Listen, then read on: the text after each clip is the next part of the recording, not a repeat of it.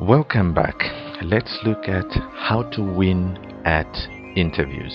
In this series, we are going to cover A, preparation, B, the interview itself. Now, let's look at preparation. Your chance to create a lasting impression is very important. In order to ensure that this impression is positive, depth preparation is required.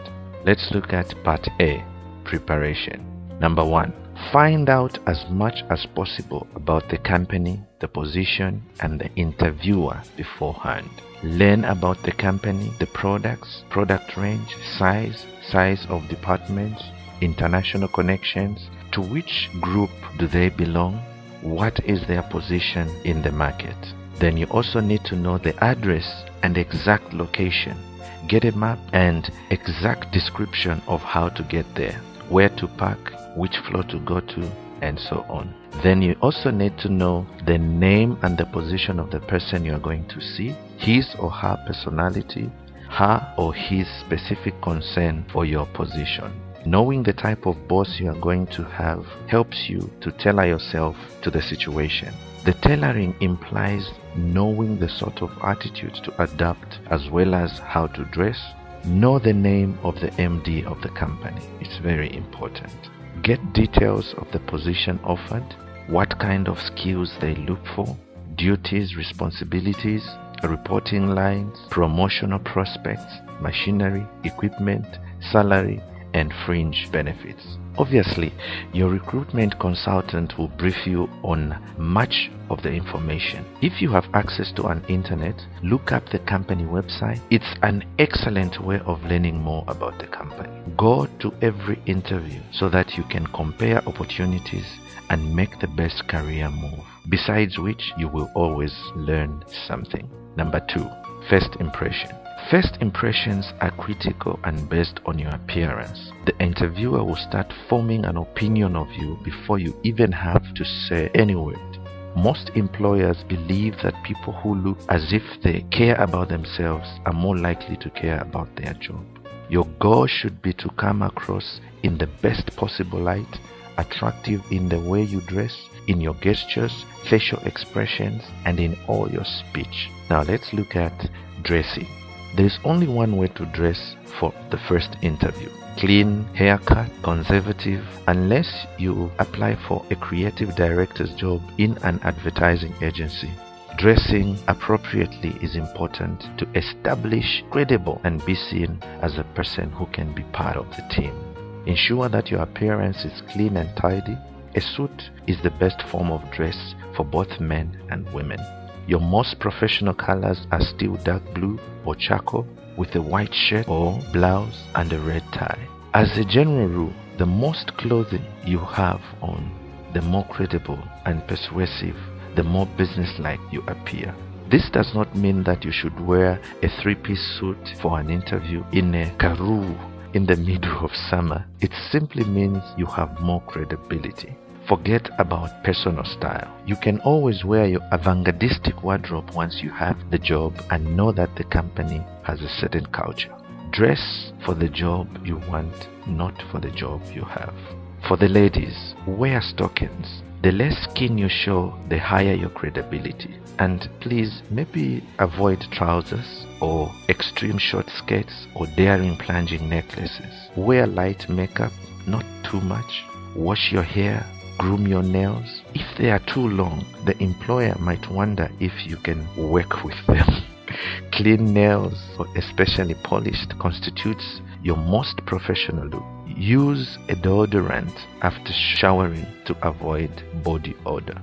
Ladies, your most professional image is wearing a maximum of 6 visible pieces of jewelry. Maximum number of rings is 1 on one hand at least. Earrings count should be at least 2. For men, no earrings please. Short and clean nails, but a tie with quite, a nice print on it would be fine.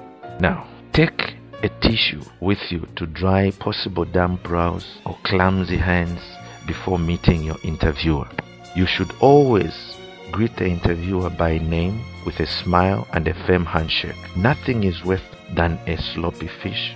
This should help you dispel the nerves and create a friendly atmosphere. Do not be worried if you do not show signs of nervousness. They indicate you are taking this interview very seriously. Wait until you are offered a chair before you sit down. Do not smoke during interviews. However, do accept tea, coffee, or water if offered, as it does relax the atmosphere. If you are very nervous, however, rather refuse in order not to spill. Do not chew gum in an interview.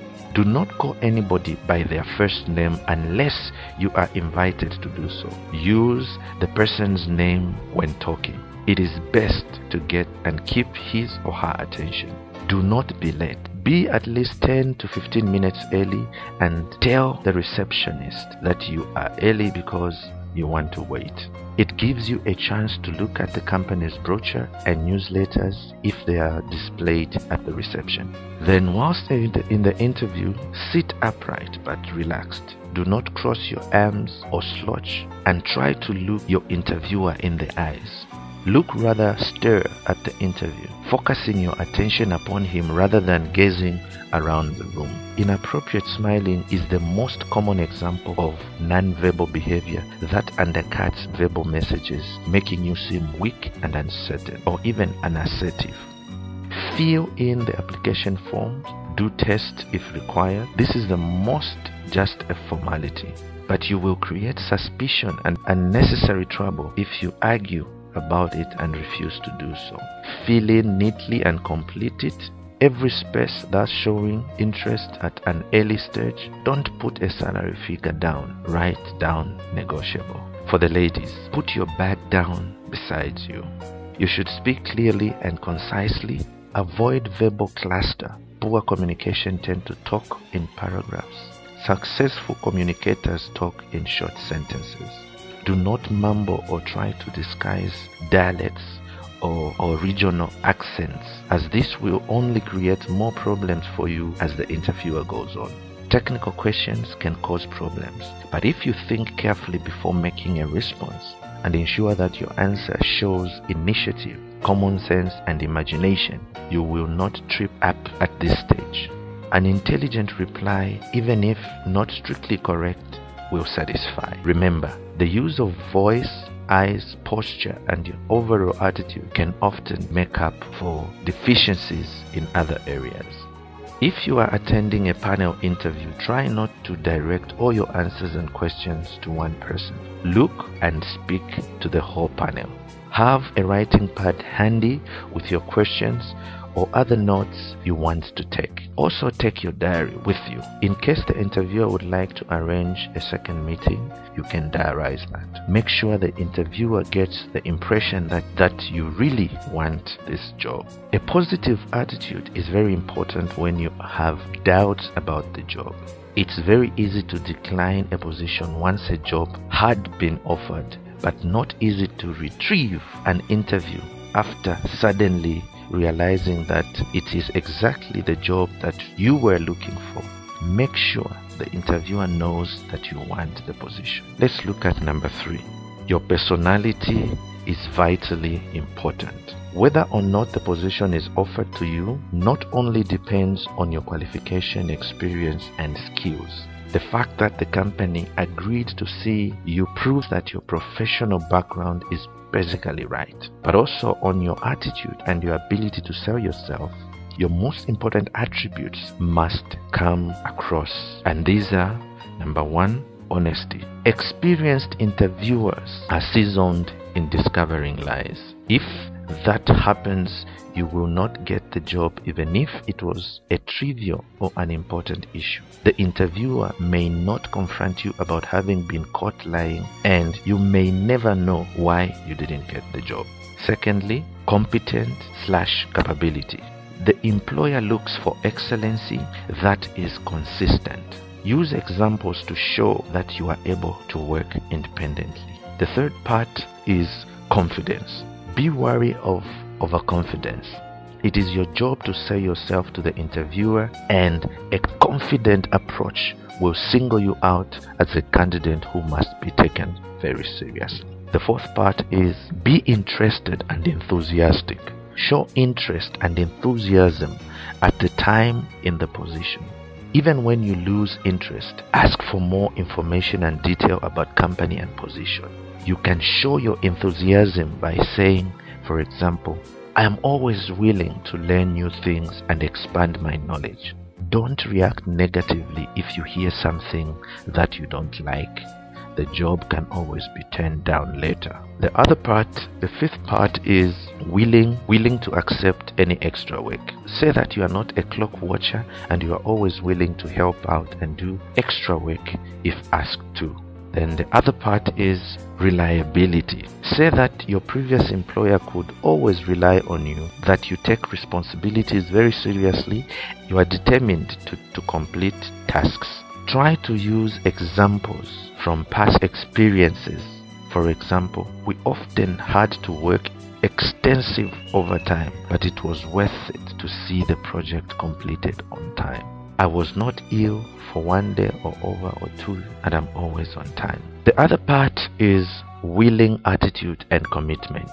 Say that you will give everything for the right job. Enthusiastic attitude and commitment. Enthusiastic, full of good ideas. Give examples of initiatives in previous jobs and how companies profited from them. The next part, be reasonable and assertive. This does not mean being overbearing and telling the interview how to run the business. Try not to be super smart though. People are easily offended and might feel threatened. On the other hand, you do not want to come across as being meek or mild or wishy-washy. Then the other part that you need to know is loyalty. Every employer wishes to find total loyalty, which you can do by talking highly of previous employers and colleagues. My last employer was always very fair and encouraging. If they could have offered me a wider spectrum of challenge, I would not have left. Never speak badly of previous employers or disclose any financial personal details. This, of course, may present difficulties if you are asked about sales targets or financial budgets. They are depending on your commitment to your present, past company. You could say it was not a secret, therefore I could tell you that perhaps it is confidential information, in which case it would be better to say the figures are confidential, but I was 25% above target last quarter, or we were 10% below cost of our budget. In this way, you remain open yet loyal. Let's look at teamwork. Say that you fit in well with other team members, but you are able to work autonomously and independently when necessary. This is Elijah Miti, author of the book How to Get Motivated at a Workplace. Till the next chapter, God bless.